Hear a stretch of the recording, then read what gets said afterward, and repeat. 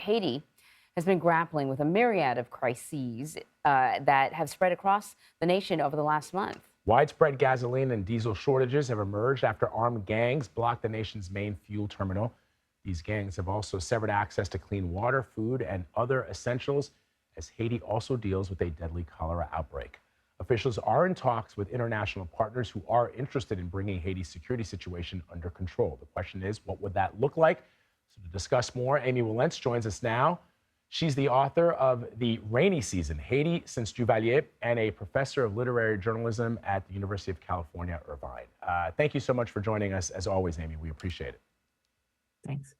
So there have been a string of assassinations, as you are well aware, happening in Haiti. Of course, not just the former president, but former presidential candidate Eric Jean-Baptiste. 5 journalists have been killed.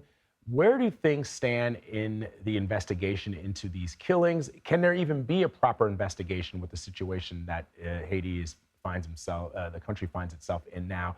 And why were they targeted? Well, let's go first to why they were targeted. They're targeted because they say things people don't like.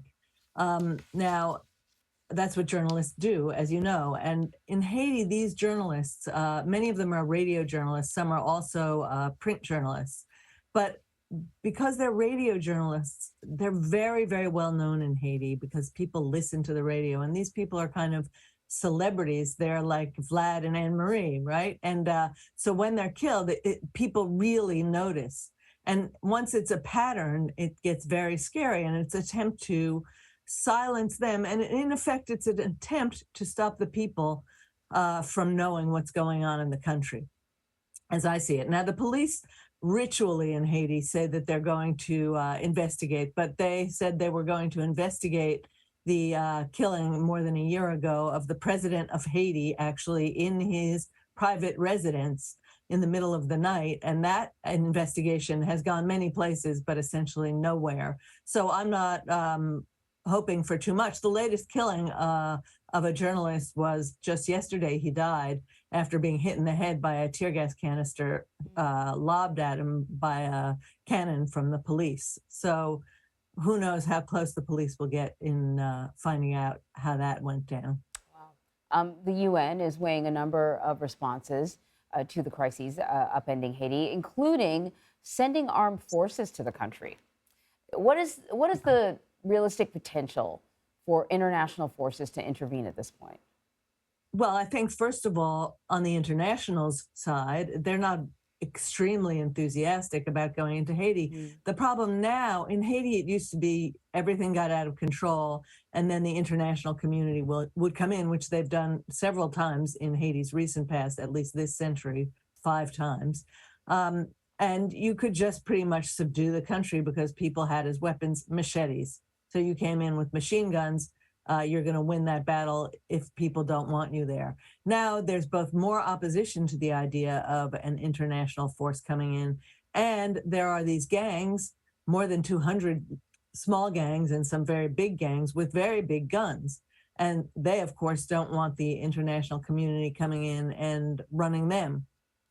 So I think the people outside are being very careful about what kind of a force it would be. Would it be boots on the ground or something smaller, sharper, more surgical? So, Amy, we talked about the idea of foreign intervention and the notion that many Haitians are against that. Many Haitians believe, rightfully so, that Haiti's a sovereign country and the world has meddled in Haiti's interests far too often for far too long. The question, though, perhaps you can explain to our audience what the situation on the ground in Haiti is currently. We know that there are children starving. We know that people don't have access to clean water, they don't have access to food, they don't have access to medical intervention should they require it. And I wonder if you could just sort of give us a landscape picture of what is happening in Port-au-Prince, the capital, versus what is happening in the rest of the country. I think oftentimes we focus on Port-au-Prince because obviously that is the seat of power, but there are other parts of the country, in the north in particular, where they're not seeing some of the situations that we've seen in Port-au-Prince. So I have a 2-part question. First, I'll let you sort of go through that one. Well, so of course, Port-au-Prince is where the foreign eye is cast most often because There's the big airport. We land there, we look around, and it's not a good situation there. People can't go anywhere because the gas stations are still closed, even though the gas terminal has been liberated from one of the big gangs, the G9, run by Jimmy Cherizier Barbecue, who's kind of becoming infamous around the world right now.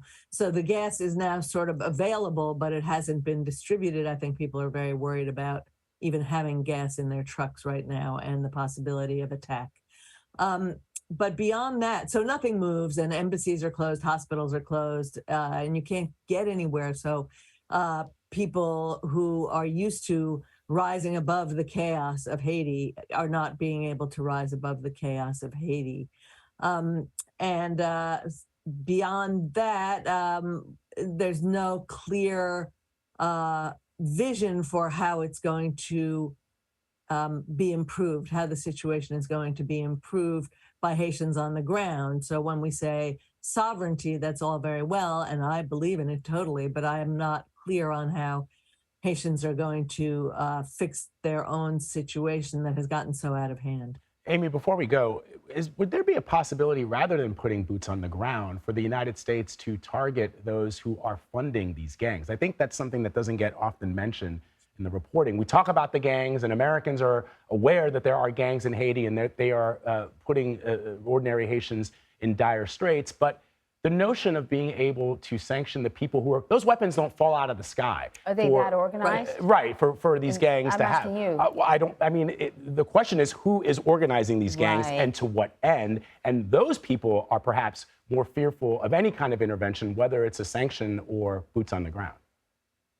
Right, those people are worried. Those are usually cited as political actors and business people.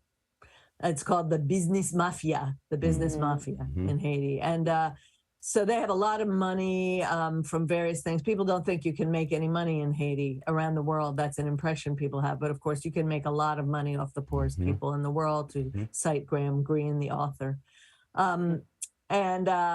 So those people are being looked at by the UN in terms of sanctions, visa cancellations, et cetera. And that is happening. One guy was not allowed into the US just last week, to the great delight of Haitians who are watching this scene.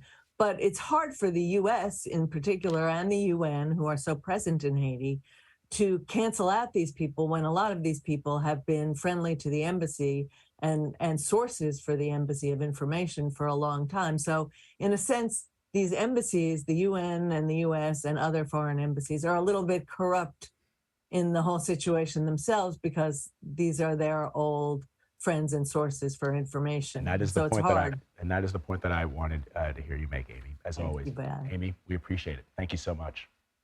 Thanks a lot.